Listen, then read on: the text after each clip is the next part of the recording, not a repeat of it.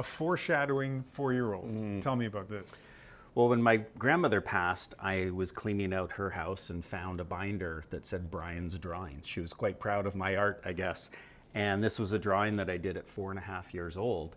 And I found it and I'm like, oh my gosh, I actually got into the junk removal business. This was me envisioning there's a road behind me. I'm in a uniform, it's blue, I'm sweeping up trash. I don't know what the broken heart was all about. I was just going to ask about No that. idea, but I'm wearing a cap, Yeah. I'm wearing a uniform, and that's what we became. So it's like, did junk removal choose me or did I choose junk removal? No idea. So from the time you were a little kid, you wanted to be an entrepreneur. Where did that come from? My grandparents. I was born in San Francisco, and my grandmother and grandfather ran this little army surplus store in the dodgy end of town, and every weekend I'd go work at their shop. And whether that meant stocking shelves or ringing the cash register, I just got enthralled in the magic of interacting with customers, their employees, and I just found it fun. To me, it was like a game. And so you ended up building a company and other companies, but 1-800-GOT-JUNK, which is not your typical company, and you did it in Canada. And I think a lot of people would feel that a lot of entrepreneurs need to be in the United States. Was it challenging to build your company here? I have been nothing but encouraged every step of the way, and I feel that Canadians support entrepreneurship. They root for the underdog to a certain degree. They like people taking risks and challenges.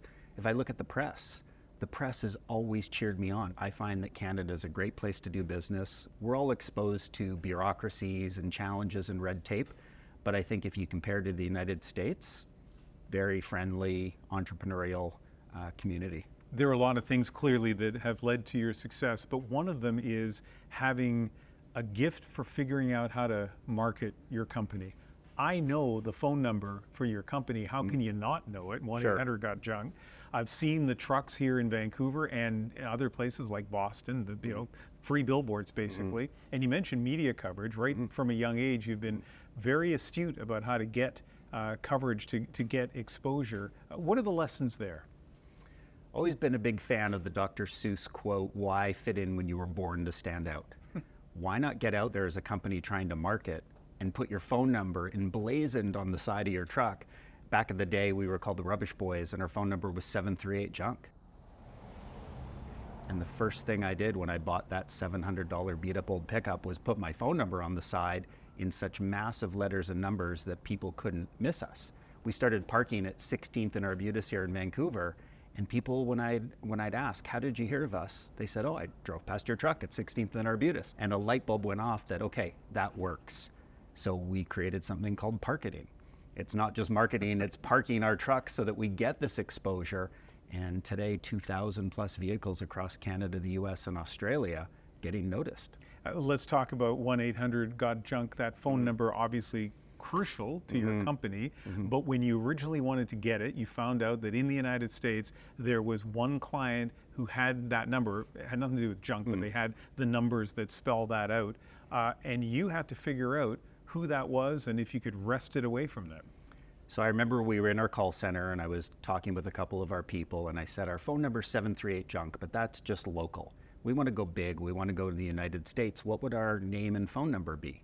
And we came up with a play on the Got Milk campaign, 1-800-GOT-JUNK. And it was like the angels sang and we were just like, wow, holy grail here. We landed this big idea, but the phone number wasn't available. I picked up the phone and called it and the number was in service. I tried 1-888-GOT-JUNK and the guy wanted $100,000 for it. Not gonna happen. So I went on a mission to get the phone number and I actually started by hiring a design company to create a logo for 1-800-GOT-JUNK, exactly what it is today, as part of the vision in my mind that we are going to get this number. Yeah, you're big on vision, manifesting things. You've got to see it first in your mind and then get people around you excited and say, we are going to make this happen. Except you don't have the number. I don't have the number, but I had the persistence and tenacity to make 59, then 60 phone calls. So I tracked down that it's the Department of Transportation in Idaho that owns my phone number. Government, oh my gosh, there's no way, I'm screwed now. And I phoned and I got in touch with the government. And I said, can I speak with someone in your phone room? they're big, they must have a phone room. And I get Michael. The third call to Michael, he's just like, why do you keep asking me for this phone number? It's obviously more important to you than it is to me. It's a working number of ours. I'm going to send you the papers, the facts, it's yours. I mean, why? Why did he do that? I don't know. So the interesting part, or one of the interesting parts of the story, is I ended up calling him a couple of days later when the papers all settled and it was done and it was ours. Can I take you for dinner? Can I send your team out? He was no longer with the company. Maybe it was a parting gift. I don't know, but we got the phone number. And for the record, not $100,000? Zero, nothing. Wow. Yeah. So what do you think the lesson is of that story? That you have to believe if something's important enough, keep chasing it. Every single thing that's ever mattered to me in this world that I've gone after, it doesn't happen. I don't get the first yes or the second yes. We tried to get on the Oprah Winfrey show. We pitched for 14 months. We had one person, Tyler Wright, hammering the phones, emailing, calling over and over till we landed it. It was important for us to get recognized as a great story. I also wanted to give Oprah a big hug because I think she's one of the most incredible entrepreneurs on the planet. It was a goal, and we were not going to risk this not happening. We were going to make it happen. So it's one thing to manifest it, but you don't just manifest it and it happens poof like magic. It's get out there driven to make it happen. And I think too many people give up. The lesson is don't give up after the first 3 no's. Understand what you need to do differently to get to a yes. But when that Oprah opportunity finally came up, which was an audacious goal, right? You're here in Vancouver, you want to be on Oprah, like, because you moved. Yeah, it's stupid. It's ridiculous. But when that opportunity came up, it wasn't just an invitation to come down and be on the show. You actually had to, it was difficult. Didn't you have to get trucks to Los Angeles? Yeah, so it was we were going to clean up for a woman who, we were going to clean up for a hoarder in Los Angeles. A lady called about her mother and said, my mom can't live in this apartment. She's just surrounded in mountains of junk. Mm-hmm. Oprah said, great, we want you down there tomorrow at 6 a.m. And we thought, we don't have franchises yet in LA. We do today, but back then we didn't. Well, what's the closest city we do? San Francisco. We call these franchise partners up and say, how quickly can you get 2 trucks down to LA, as in 6 a.m. tomorrow? We're going to be on Oprah, we'll do whatever it takes. And they drove through the night and we made it happen. Wow. So that's another part of the lesson, right? It's not just about goals and manifesting, it's about delivering when you get that opportunity, that one little window. Because if you hadn't done that, presumably you wouldn't have been on the show. Not a chance. And who knows what our company would be today. Really? You think that appearance was that critical? I think that those things are cumulative. That if I didn't persevere and our team didn't persevere to make that thing happen, what else would we have given up along the way? So it isn't really about, well, we were on Oprah and now everything's magical. It was the attitude and the confidence that we got from making magic happen. It was a stupid goal. It made no sense to anyone except myself and Tyler, yet we chased it and made it happen and started to prove to people that you can imagine big dreams and possibilities. You never know what can happen, but start with that idea. So your company's moved a lot of junk out of people's homes. Yeah. What have you learned based on that about people? I think I've learned that people, we said it on the Starbucks cup, there was a quote, you are what you can't let go of. And I think to a certain point, someone's home is cluttered, their apartment's cluttered with junk, then you've got a cluttered brain and a cluttered life. It's liberating to get rid of stuff that isn't sentimental or isn't important in your life. And so I think we help people make space for possibility. Tell me a story about an amazing discovery. Well, I mean, we've done everything from John Wayne's Bible to Clark Gable's old piano to, lots of famous celebrities who've gotten rid of junk. 18,000 pounds of sardines in containers, so it was clean. It wasn't a big smelly job. But one of my favorites has to be something you would never expect to find on a job site is wads of cash. $400,000 of bills. It was actually in Vancouver. It was a home that was being renovated, and the person years and years prior must have, for whatever reason, stored money in the floorboards, fear of a global meltdown, and had all this cash set aside. And one of our truck team members noticed what looked like a bill in the floor, pulled over the customer and said, let's have a look. They crowbarred up the floor and they found $400,000 of 1932 circa bills, which, doing the math, was something like $5.3 million. Wow. And of course, they gave a big hefty reward and tip to our truck team members, which was generous. but that was a big surprise. One of the appealing things about your approach and your willingness to tell your story is that it's not only talking about the successes, WTF, willing to fail. Yeah. And so among your failures, I guess, if I can call it that, Of course. is a business venture, a moving company. What went wrong there? What went wrong? Everything. I mean, here's the thing. In our businesses today, Shack Shine, we paint, we wash windows, clean gutters. Wow One Day Painting, we paint people's homes in a day, and then we've got 1-800-GOT-JUNK. When a customer uses us, they go, oh, the pile of junk's gone. Relief. My walls are painted and shiny and new. Transformation. My windows I can see out. When a customer is done moving, even if we've been 5-star, oh, this is so hard. We still got to unpack, stuff's broken, stuff's lost, and it wasn't a happy business. And no matter what we did, what You Move Me did to present to the world, here's a better way, it wasn't good enough for our standards. And so we sold the company. We failed. Yes, we broke even after 8 years, but we let our franchise partners down by saying, this isn't the business for us, and we're out. What was the lesson there? The lesson was, for us, only venture into happy businesses. If we can't revolutionize a space and provide amazing customer experience, it's not the space for us. And while we couldn't do it, I hope someone does. You're a dragon. I'm a dragon. Cheers. Cheers. Cheers to my new peers. I like what you guys have created here. I know there's secrecy. My bosses at CBC would be very angry at me if either one of us revealed any secrets that haven't yet aired on the show. But I can ask you this. After hearing all those pitches during all those tapings, did you learn anything about the state of Canadian entrepreneurship? Yeah, you know, the number one word for me was inspired. I left, I'm getting chills right now, I left inspired.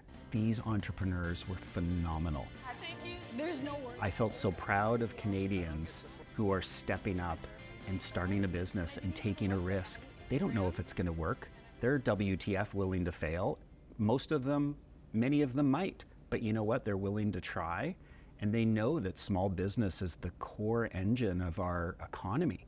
People have to get out and start new businesses and innovate and grow and build teams of people. So did I learn something? I learned how alive and well our entrepreneurial community is. People can choose to go to school, but they can choose to get their learning like I did or like these pitchers did, where they're going out and starting a business from scratch and figuring it out as they go.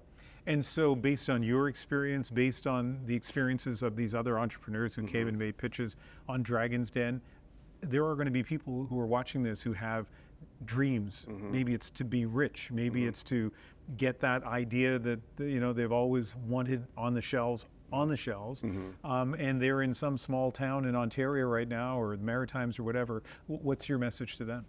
Take the first step you can, no matter how small it is. Just do something. Get out there and do something towards starting your business. If you're creating something, go create it for a friend and see what they think. Go post an ad on Facebook Marketplace and try and sell at whatever price what you've got. Get out and deliver a service. The way I started was got out there with my beat up old pickup truck, started driving down alleys and laneways where people keep junk. When I saw they had a pile, I'd go around to the front and knock on the door and introduce myself, and I'd get hired some of the time. Just do something, get started. By any measure, you have built successful businesses, and you're at a stage in your life, presumably, where you can kind of sit back and just enjoy that. I get the sense you enjoy life already, but you could probably enjoy it more, kind of walk away from all of this. Is there anything that drives you to build the company bigger or start a new company, or are you pretty well at a stage where you think, hey, you know what, I've made it? I think some entrepreneurs, myself included, don't like to sit back and relax. Now, I like to take some time off in the summer and go to France or do what I'm doing with my family and enjoy a glass of wine. But I love charging ahead. I love progress. I love innovation. The thing that drives me, and I believe always will, is making the world a better place. Now, in our world here, this small company, how do we groom better people? How do we develop them? How do we help change people's lives, not just customers, but our own people? What are their goals and dreams? You know, you want loyalty, you want people that want to stay in a company for a long time. How do you find out what they want to do in life and how can the business be a vehicle to help them achieve that. So why would I stop? Why would I sell this as an example if I'm having so much fun as I am day to day? It's cliche, but I am living the dream. And the more people that are a part of our business that get to accomplish their own dreams, that's exciting. So as a guy who manifests what you want the goal to be, whether it's Oprah or opening in a third country or various goals that you wanted to achieve, anything interesting on the wall right now? Oh, what's interesting and on the wall? I'm really excited about Dragon's Den. So it was my third time applying. So the first 2 times didn't get it. Really? And I tried again and I still thought I wasn't going to get it because the people I was up against in the audition, I'm like, oh man, now that I'm in person in Toronto being interviewed, and I'm like, I don't have a chance. But somehow I was the fit. And why I'm excited about it is I believe I can play a small part in amplifying my passion for entrepreneurship. That I believe that Canadian entrepreneurship is a really special thing. But if I get to be part of like having a bullhorn to get more people excited and enthused about that as a career choice, thinking about the kids that will get out there and become entrepreneurs who feel inspired, that's what excites me right now. It's not about me, it's about our business and what we can do through our stories to get people excited to say, you can do this. Well, I've followed the success of your company for a long time. I know we met briefly in the newsroom a long time ago, but it's really nice to finally get the chance to sit down and chat with you. Thank you. It's amazing. You've been in my home more than I've been in yours. Let's just say that. But it's really great to be with an iconic storyteller and get you to ask me some questions and tell my story. So Well, thank you.